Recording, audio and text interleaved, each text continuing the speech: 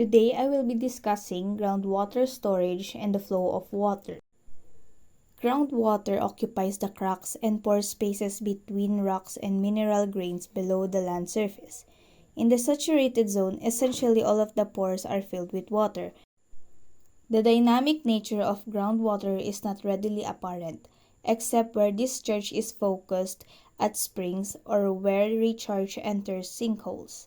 Yet groundwater flow and storage are continually changing in response to human and climate stresses. Groundwater storage porosity and specific yield. If a volume of saturated aquifer material is completely dried, the water volume removed reflects the total porosity of the material, or the fraction of pore space within the total volume of solid plus open spaces. The number can be surprisingly large. Some minerals and rock formations can have total porosities in excess of 50%. In the unsaturated or vadose zone, there can be significant amounts of water present, but the voids are not completely filled.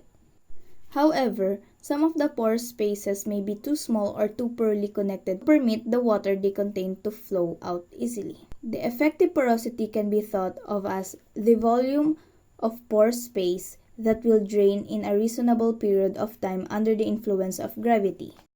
Effective porosity is always less than total porosity, sometimes, as in the case of clays, much less. Good aquifers tend to have values of effective porosity in the range of 10 to 30%, although examples of higher and lower values can be found. As you can see at the picture, it illustrates the relationship among the types of porosity and the volume of water in storage. A characteristic closely related to the effective porosity is the specific yield of the aquifer, which is the volume of water per unit volume of aquifer that can be extracted by pumping.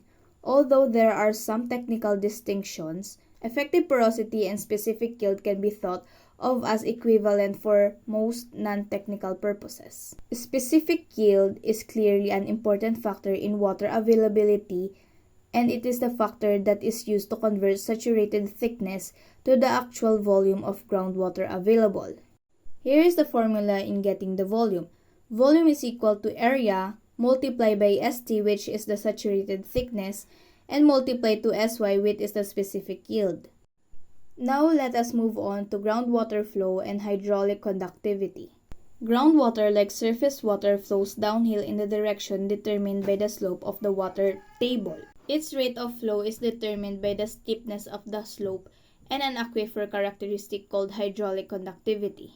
In a porous medium, an equation that relates the rate of flow to the slope or gradient of the water table and the characteristic of the aquifer. And this is expressed as Q is equal to A multiplied by K multiplied by G, where Q is the volume flow of water, for example in cubic feet per day, also called flux. A is the vertical area of the aquifer through which the horizontal flow is occurring. G is the gradient or slope of the water table in the direction of flow, or the difference in elevation divided by the horizontal distance. And K is the hydraulic conductivity, a constant of proportionality that describes how easily water flows through the medium. The term permeable is closely related to the hydraulic conductivity. In strict scientific usage, they have slightly different definitions, but for water is unconfined aquifers, they are essentially the same. Like specific yield, the hydraulic conductivity is related to, but not solely determined by, the porosity of the aquifer. All of these characteristics may show considerable variation over a variety of spatial scales, because both specific yield and hydraulic conductivity are typically measured from tests on individual wells.